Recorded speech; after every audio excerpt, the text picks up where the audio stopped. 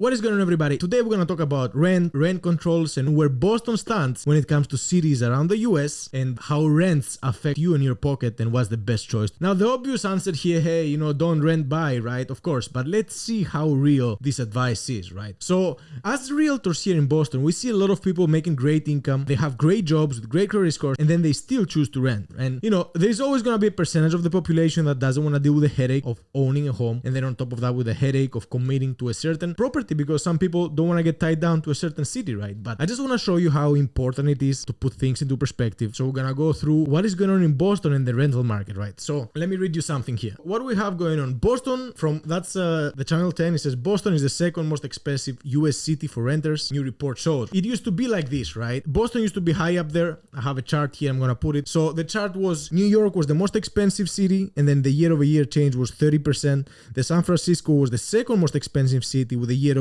change of 9.8%, and then Boston was the third most expensive city with a year-over-year change 27.3%. Now, if we put this into perspective, look at the changes first of all, right? San Francisco is a little bit correlated. You just got almost a 10% year-over-year change, but look at New York and Boston. You got literally, we're talking about 30% increase year over year, right? So let's say you are on a lease. The next time you're about to renew your lease, you're gonna get a 30% increase on your rent, right?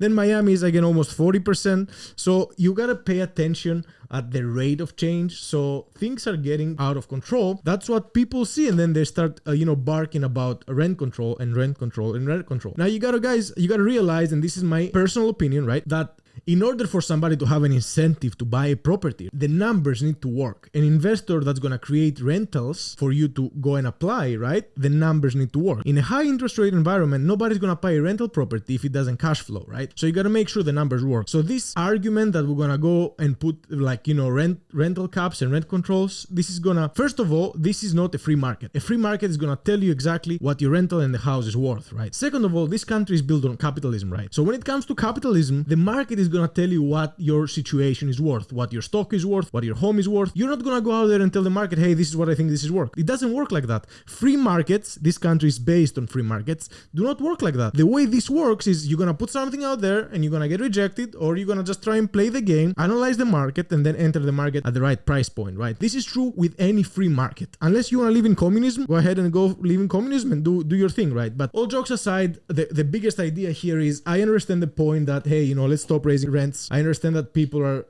feeling the squeeze, especially when it comes to situations where, to be honest, the recession is kicking back on. Everything is more expensive. But the good advice here, guys, and the advice that you should follow is the following. Go and make sure you make more money, get your finances in order, and go buy a home. It's a no-brainer, okay? It's the easiest thing you can do, and the state and the country is built on help, so you can do that. The first thing you can do, go and apply for an FHA loan, Go get pre-approved from an FHA loan. I'm going to tell you all these classic things people tell you. Go talk to your, loan officer. Go talk to your real estate agent. If you're in Boston, who to talk to. And anyway, the whole idea is the following: that go apply for an FHA loan, and then you can put as little as 3.5% down, right? If you don't want to deal with the headaches of FHA, put 5% down, right? And then get a 30-year fixed. Is the rate going to be 2%? Absolutely not. But you're going to get your own home. You're going to build equity. And then if you compare, I'm going to show you exactly what is going on in real time. That's the February report. In Boston, you're going to see that it's going to still be cheaper getting a home, or even at 6% rate, than renting in Back Bay, right? Let's see what's going on here. I have a few screenshots here. So Boston rental market trends.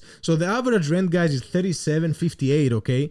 And then here is the kicker. I'm going to put this on the screen. For an 812 square foot apartment, all right, you're paying $3,758, right? Now, of course, the closer you stick to the city, of course, if you're going to go to Seaport, of course, if you're going to go to areas like this, and that's not necessarily right in Boston, whatever, if you want to stick around Miami, if you want to stick around, like San Diego, if you want to stick around Sacramento, and you're in California, and you are in Massachusetts, or you're in New York, right? Of course, the closer you want to stick to the city, the higher the price you're going to have to pay. But for 812 square foot, right, you're paying right here $378. I'm gonna scroll down. We have here, okay, the cities in Boston that they are the most expensive. You have North End at $4,200, you have Bay Village at $4,200, you have Chinatown at $4,200, Back Bay at $4,100, downtown Financial District for $4,000, and it goes on and on. You have South Boston, you have South End. That's why this rent control thing is not gonna work, because these people have done their numbers, have done their math, and nobody's gonna invest if they cannot, let the market decide what's the rent. Now, lastly, I wanna show you one more thing, okay? Because to be honest with you, there is something that we need to talk about here. And I'm gonna read you a quick chapter here. Boston residents paid the third highest rent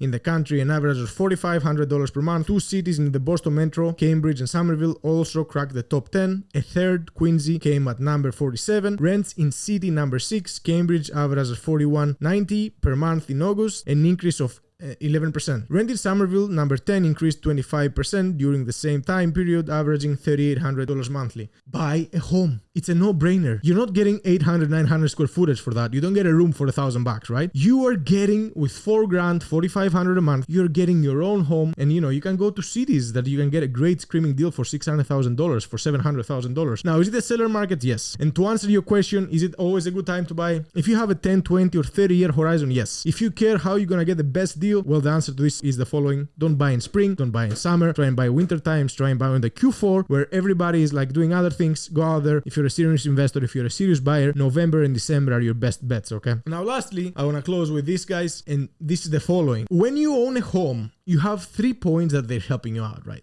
First of all, you have tax benefits, which usually people put them last, but the tax benefits are the following. At the end of every year, the bank is going to send you a report. That report is called a 1098 report, right? And it shows you exactly how much interest you paid. Now, if you know anything about loans, in the beginning, the bank tries to front load, right, the interest you're paying, and you pay very, very little principal. So if you see how this is structured, you might be paying 90% interest on your first payment. Your payment is fixed, right? So let's take an example. If your mortgage is $2,500 a month, 90-10 will be split as the following. Your payment will remain the same. This is called an amortization, and then you're gonna split this between interest and principal. In the beginning, your first payments will be mostly interest, and then after that is gonna be the principal is gonna keep growing, right? So you do 90-10 or like 85-5, and then you keep growing, and then you end up at the end of the loan, where the loan comes close to maturity, you end up paying most of your principal. Now the banks wanna make sure that they receive their interest first, but this has a benefit to you, and the benefit is the following in the beginning, which people say it's kind of unfair to pay the interest first. Well, guess what? The interest is tax deductible. So at the end of every year, get a statement that comes through your mortgage company, go give it to your accountant, and then they're gonna help you tax deduct the interest you paid over the years, right? Go ask your CPA,